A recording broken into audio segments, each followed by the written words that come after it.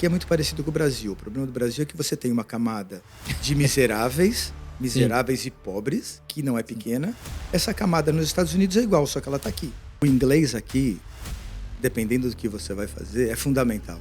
O brasileiro arregaça a manga e vamos, até pela própria condição do nosso país. Por conta da gente estar passando um monte de informação, sim, hoje né? Vem menos gente sem noção.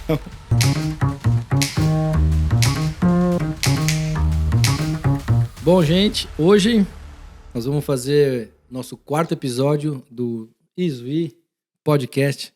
Estou aqui com meu amigo, grande amigo, Emílio, o homem do queijo em Winter Garden. É o cara que manda no queijo aqui. O melhor lugar de queijo em Winter Garden, em Orlando, nos Estados Unidos. Antes da gente começar nosso podcast, eu queria sempre agradecer minha gratidão eterna pela Letícia, pelo Heitor. Pod Media Lab. Se você tem vontade de fazer o seu podcast, inclusive é uma oferta para você aqui, Emílio. É bom saber. Se você quiser fazer o seu podcast, você liga para a Letícia, liga para o Heitor ou liga para qualquer um dos dois. E você vai fazer toda essa... Tá vendo todo esse cenário que nós estamos aqui? Olha, vocês não têm noção do que é a infraestrutura aqui. Parece um negócio profissional. Simples, uma mesinha, um copinho d'água, mas não é isso não. O que aparece na... Eu fiquei impressionado quando eu cheguei, até falei para eles. Falei, caramba, montaram realmente uma coisa bem profissa. Profissional. Né? Não esperava outra coisa de você também, mas... Muito obrigado.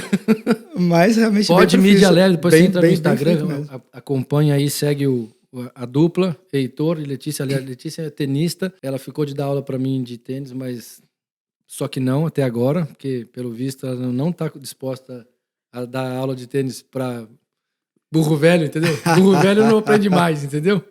Mas é isso aí, gente. Hoje nós estamos aqui no nosso 4º episódio. Minha gratidão por eles de novo.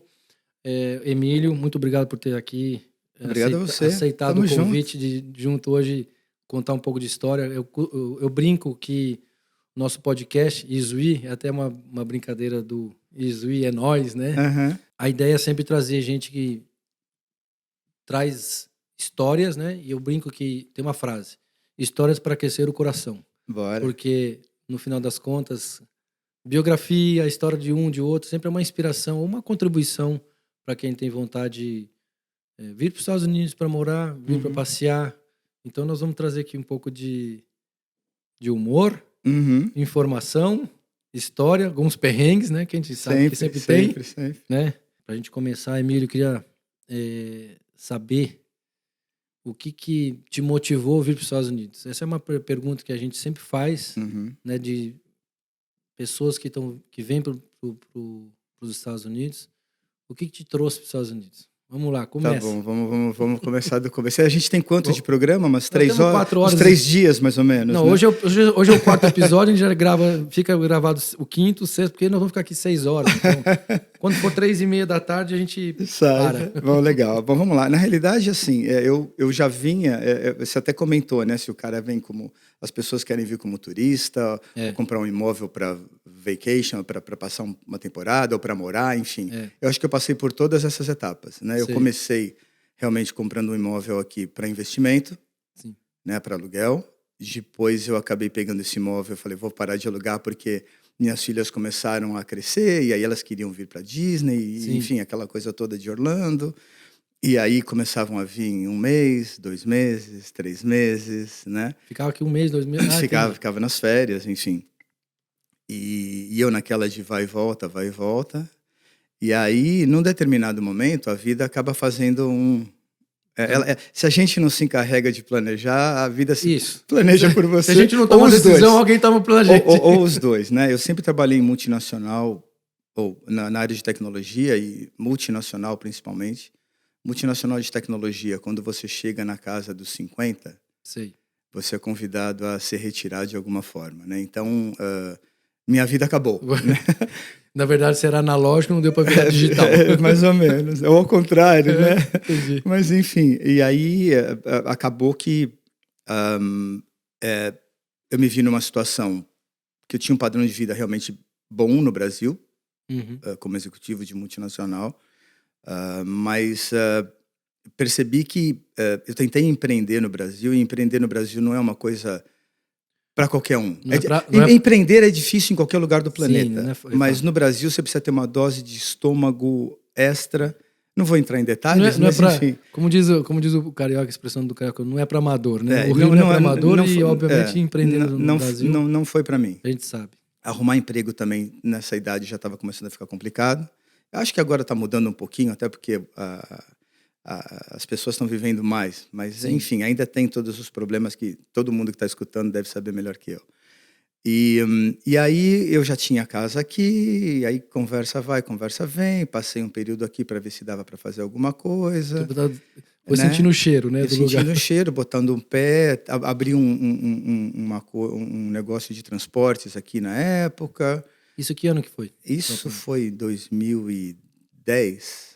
2009. Logo, na época da crise aqui. Pós-crise, né? Da crise foi 2008. Aqui. Então, quer dizer, eu tinha um apartamento de um dormitório em São Bernardo do Campo, na época. Certo. Acabei comprando uma casa. Aí comprei uma casa de 3 quartos aqui. Ai, que bem. Né?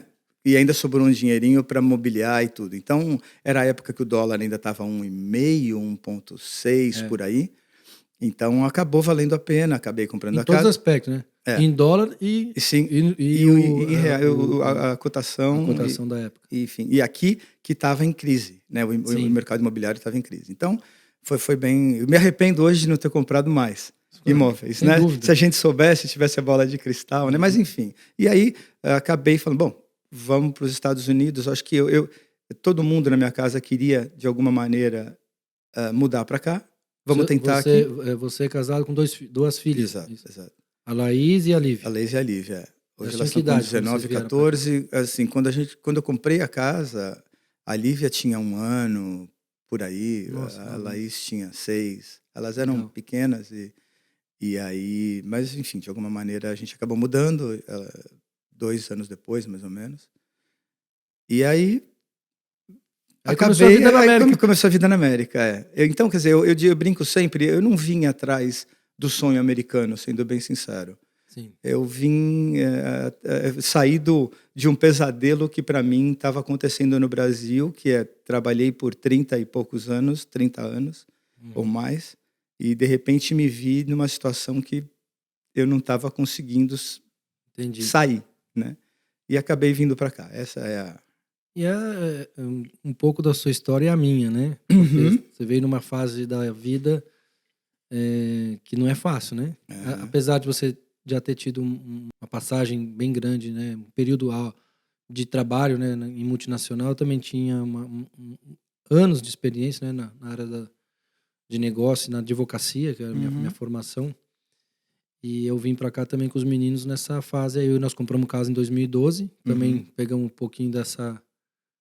Nós pegamos realmente uma oportunidade de compra nessa época de 2012. Nós compramos casa aqui em Ocoee, dólar bom, casa boa. Na época a gente vendeu uma casa na praia, no litoral norte, e compramos uma casa aqui nos Estados Unidos. E nós fizemos também um pouco desse processo. E realmente eu fui fazendo também dessa forma. A gente vinha, passava as férias sem vontade de voltar. Porque não sei se era isso que você falou, não vinha atrás do sonho americano, mas no final das contas, aqui sempre eu tive a sensação de segurança, de conforto, de que as regras funcionam. Sim. Né? Não, eu queria tudo isso no Brasil. Sim. Né? Isso que a gente gostaria. Esse era o sonho. Né? Então, quer dizer, eu não digo que eu saí do pesadelo brasileiro, mas de alguma maneira isso acontece. E eu acho que a gente foi um dos primeiros. Eu acho que nós somos a primeira geração, ou a segunda geração. A primeira geração de brasileiros vinha realmente para cá atrás do sonho americano, eu diria, assim, pessoas com poder aquisitivo mais baixo, né, vindo para trabalhar na obra, né, na construção, na faxina, gente que vinha para ter alguma coisa para depois mandar dinheiro para o Brasil e voltar para o Brasil. Eu acho que nessa fase de 2010, 2012 foi a primeira geração que veio para cá com uma vida diferente, tentando buscar algo diferente também aqui. Uma vida de fato diferente que tá aqui nos Estados Ou Unidos. tentar manter uma vida que a gente tinha no Brasil que não era mais possível. Eu não sei. É algo que eu sempre tenho assim também, que acho que a gente foi a primeira geração. As gerações que vêm hoje, elas já vêm com uma bagagem, até Até por conta da... Por conta da gente estar passando um monte de informação, Sim, hoje... né? Vem menos gente sem noção, É. né? Assim, Não, e você tem toda a razão, porque são pessoas que chegam aqui, elas já sabem o que elas vão encontrar, aham, né? Muito da dificuldade, porque como nessa fase que você falou, as pessoas vinham, né? Você vai trabalhar lá em construção, em serviço, né? Nessa área de prestação de serviço. uhum, Então eram pessoas que, como você falou, vinham aqui sabendo, entre aspas, que era uma fase, um período. uhum. Juntar Ganham dinheiro, bem, e mandar. ganham bem, diga-se de passagem. Eu Continuam ganhando, é, né? Mas com é certeza. diferente. Chegar para trabalhar numa obra, você não pode ter 60 anos, Não, né? porque é 50. trabalho físico. Aqui, mais na Flórida, que o sol amanhece, o sol apareceu até o sol morreu, É, são, cara, 14 horas é. de trabalho. E Então, calor aqui é calor. de verdade. Então, De verdade. aqui eu brinco que assim, quando eu vou visitar as obras, né, no verão, Aham. e você vê lá as pessoas no telhado, ela fala assim, só pode ser mexicano. É, Porque se tem um pessoal que aguenta calor é o mexicano, né? é isso mesmo. É isso Mas Miri, mesmo. continua, Vamos me lá, vamos conta lá, vamos mais lá. aí. Você veio nessa época, daí se estabilizou aqui com a família, Aí né? eu comecei a procurar Do que o que fazer. Começar a procurar o que fazer. Enfim, eu vim como. Eu tenho uma cidadania europeia, então eu vim como investidor, sim. no primeiro Você é momento. espanhol, né? Então eu acabei. Esse é um ponto que eu acho que é importante, porque não é que eu fui mal assessorado no começo, não tinha informação. Sim. Não tinha muita informação. Hoje eu falo, cara, quando você for querer buscar um visto, procure um advogado de imigração e fala assim, olha, vamos lá, eu quero saber qual é o A0, o A1, o visto A2, Tem mais, A3, até o W350, ou seja, tem uma mais de 100 infinidade de opções de vistos, visto. entendeu? Então, assim, você pode se encaixar em um deles de uma maneira mais fácil, melhor, mais adequada para a tua realidade, Sim.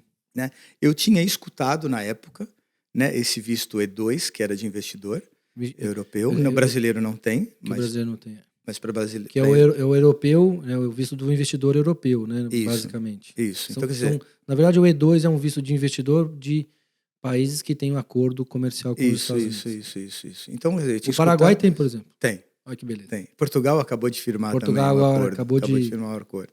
Foi o Então, último que entrou se qualificou. Se qualificou.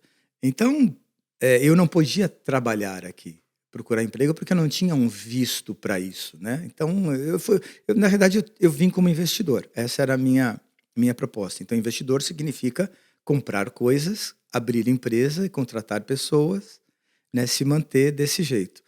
Porque também tinha a opção do EB5, né? Que é o de investidor. Brasileiro, mas aí era outra pegada. Aí era investimento de milhão, então, milhão de dólares, né? Então, não era essa a minha praia. Já era outra gasolina. Era outra gasolina. E também, assim, mais uma vez, essa época foi uma época de brasileiro, desse tipo de brasileiro, que eram, enfim, que tinha um padrão de vida um pouco melhor. Não milionário, porque milionário, esse cara não está preocupado em morar em lugar nenhum, nem de visto. Né? Esse é nômade. Pega o avião e vai para onde... Esse está tranquilo, né? O próprio avião está tranquilo. Mas assim... Você optou pelo E2? Eu optei por esse visto, acabei abrindo uma escola de inglês em New Jersey, bem perto já de Nova York ali, naquele lado. E fiquei lá por um ano. As coisas não foram do jeito que eu imaginava, por uma série de motivos acabaram dando certo. Eu via que muita gente, e é uma coisa que a gente sempre conversa, né? O inglês aqui, dependendo do que você vai fazer, é fundamental. Sim. Né? Comunicação. Se não é um subemprego, qualquer coisa que você for fazer, não tendo inglês, você vai ser gringo a vida inteira. Isso já é Você já é imigrante por natureza. Já é ponto pacífico. Sim. Né? Não falando bem o inglês, e bem é bem mesmo, fica bem mais complicado. E eu via na escola que as pessoas, na grande maioria brasileiros, tinha muito equatoriano naquela região também, tinha alguns outros hispanos assim, mas eu via que todos precisavam do inglês para crescer na vida. Ou seja, eles tinham um subemprego, quer dizer, o cara que trabalhava lá no fundo da cozinha, lavando prato, E ele sabia que se ele falasse um pouco de inglês, ele poderia ser garçom, ele poderia ter gorjeta, ele poderia subir. E sem inglês ele jamais conseguiria isso. Não, Então, eu digo, você está falando uma coisa bem interessante que está me ocorrendo aqui, é o seguinte: o fato de você falar inglês não é que você não falando inglês, você tem o preconceito do local, do americano, quem quer que seja. É que como você não consegue se comunicar,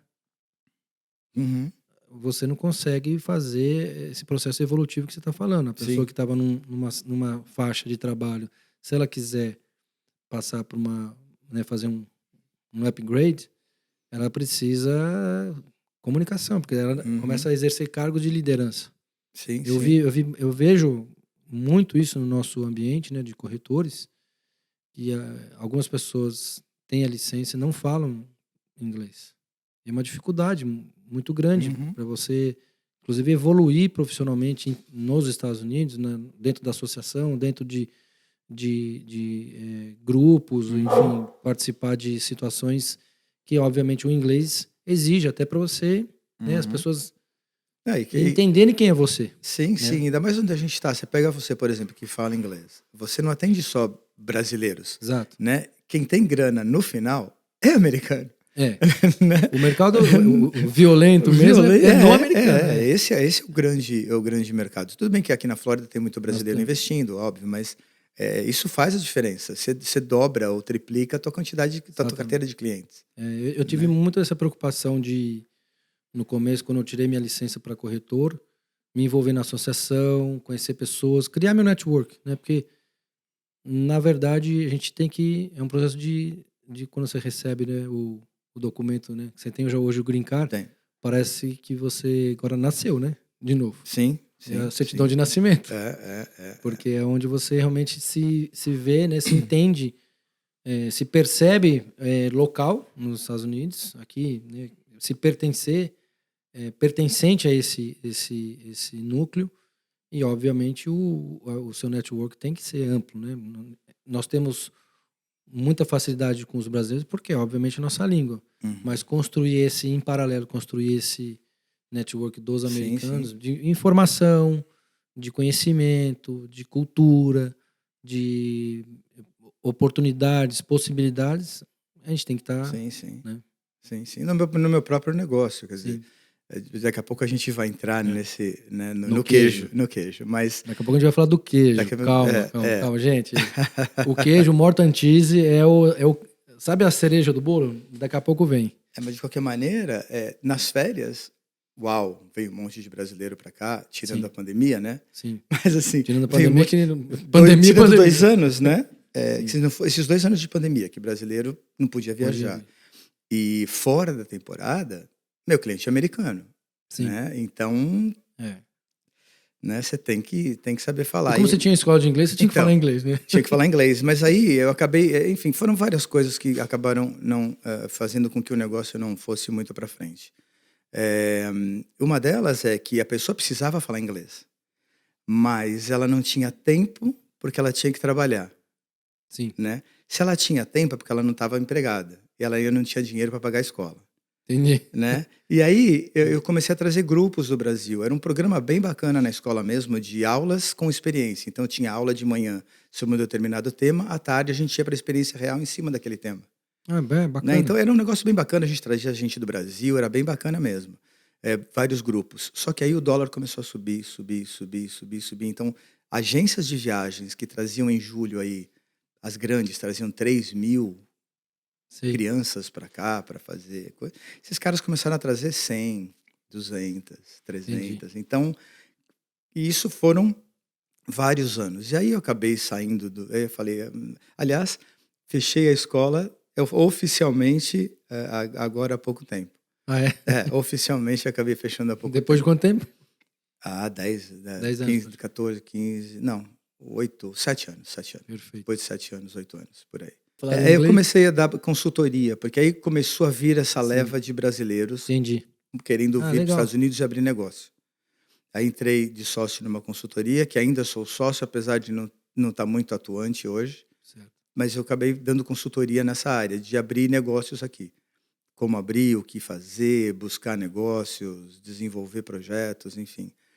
E num determinado momento apareceu um projeto que era uma marca de paletas, Certo. picolés, né? Uhum. Vindo para os Estados Unidos, na mesma época que estava abrindo o Plant Street Market, que é onde eu estou hoje, lá em Exato. Winter Garden. Quando é que abriu lá, Emílio? 7 anos. Faz 7 anos. 7 Não, mas anos. o Plant Street também é 7 anos? Não, o Plant Street abriu há 7 anos 7 atrás. anos? Achei que fosse um pouco mais. 7 anos. E aí, nessa época, estava vindo essa empresa, essa marca de paletas brasileiras para cá. Falei, bom, por que não ser o primeiro paleteiro, né? O primeiro licenciado dessa marca. E aí, a gente abriu no Plant Street Market logo no começo. Não foi bem na hora que abriu, mas foi logo no começo. Comecei com as paletas, né? E aí, o Winter Garden começou a crescer.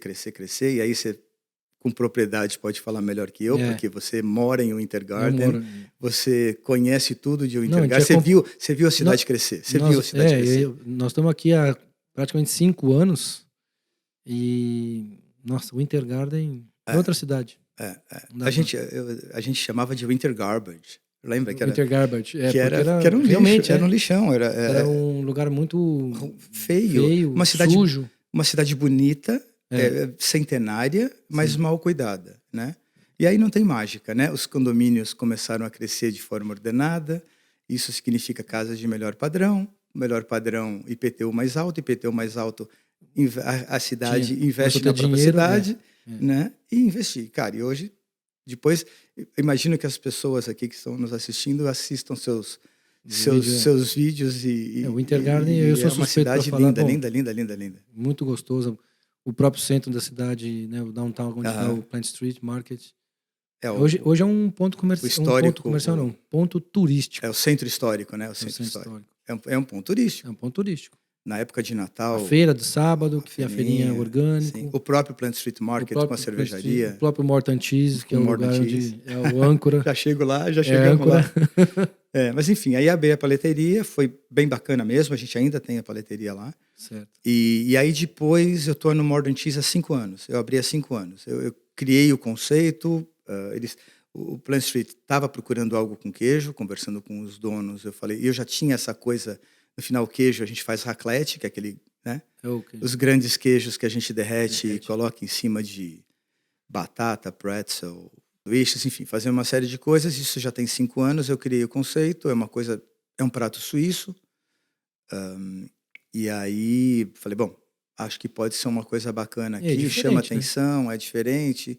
Tem pouca gente que faz isso aqui nos Estados Unidos, tem um cara em Nova York, tem outro em Chicago, e você pega algum ou outro que tem como um item adicional do cardápio, mas é difícil. Então eu acabei indo para essa linha, acabei montando um quiosque, isso tem 5 anos lá. Então, acabei indo para a comida, de executivo de multinacional para a comida. Essa mas é uma história legal, porque você vê, tem algumas coisas que eu observo que profissionalmente, dependendo do prestígio que a gente tem, né? Tá no Brasil, por exemplo, como você está falando, eu era executivo de multinacional, chegou um determinado momento que você precisava, né, você sentiu a necessidade de fazer uma transição, né? E aí para alguns falam assim, poxa, mas ele era executivo de multinacional, hoje ele tem um negócio de queijo, poxa, sucesso. Fica lá fazendo... Né? Tem um pouco do preconceito. Tem. Né? Aqui na América não. Não, aqui não. Aqui não existe. Eu sei porque eu vivenciei isso também. Não existe. O que me ajudou também a tirar um pouco... Eu também tinha esse preconceito. Interno, comigo íntimo, mesmo. Caramba, né? Aqui não existe isso, né? Eu vejo... tenho amigos que todo mundo no Brasil. Se orgulha do trabalho. Minha filha, por exemplo, mais velha, a mais nova está começando agora, mas a mais velha já trabalha comigo nas férias e vem ajudar e tal, desde os 14. Minha filha mais nova está com 14 agora, ela já está começando também a ajudar lá. Pega pedido, faz as coisas, se viram bem e tal. Pô, mas caramba, tá trabalhando, né? Não, assim, como? Né? Não, cara, elas estão ganhando o dinheirinho delas, que não é pouco. É um dinheiro bom, na verdade, é um dinheiro honesto, faz parte da cultura americana. Todo trabalho mundo tem valor. trabalha. Todo E todo trabalho tem valor. Sim. Né? E todo mundo trabalha desde os 14, 15 anos. Ponto. É todo mundo. Né? E eu até acho... Hoje eu tenho uma outra visão, e assim, eu acho que o camarada tinha que sair do colegial. É colegial que se fala ainda? É o que for. Para nós vai ser. Saiu da escola. Saiu da escola. Acabou aquele compromisso de escola. Antes de entrar para uma da mamãe e do papai. Antes de entrar para uma faculdade, tem que passar ali 2, 3 meses trabalhando, servindo alguém. Não, já devia. Seja num restaurante, seja numa loja, para entender o outro lado. Né? Às vezes a gente é rude com alguém que está nos servindo, sabe? Porque nunca teve a vivência, né? Você não sabe o que está passando do outro lado, qual é a pressão, o que está acontecendo. Então, tem um pouco disso. Se bem que o brasileiro sabe servir bem. Eu acho que essa é uma grande diferença. Eu vejo no teu trabalho, eu vejo no trabalho de muitos brasileiros aqui. Essa é uma grande diferença. Eu acho que é a grande virtude nossa. Sim. Saber servir, gostar de servir, né? E gostar de trabalhar. O brasileiro arregaça a manga e vamos, até pela própria condição do nosso país. Se você não arregaçar a manga, você não vai. Né? Vou te dar um exemplo, Emílio. A minha mulher, a Giovana, ela gosta de servir. Ela gosta de trabalhar com os clientes. Ela vira à noite. Passa a noite. Não estou brincando, ela passa a noite.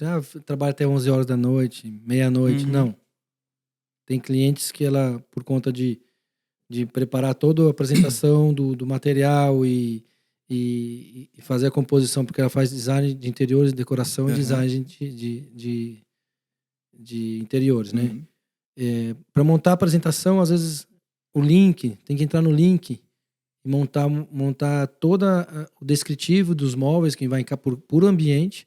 Isso leva um puta tempo, entendeu? E às vezes ela começa, porque a gente só consegue parar depois das 8, né? Função Kids. Sim. Depois das 8 ela começa a baixar poeira. O segundo turno. Começa o segundo turno. E a gente começa a trabalhar. Aí ela vai até 5, 6 horas da manhã. Varada. Então, você vê. Quem faz isso hoje?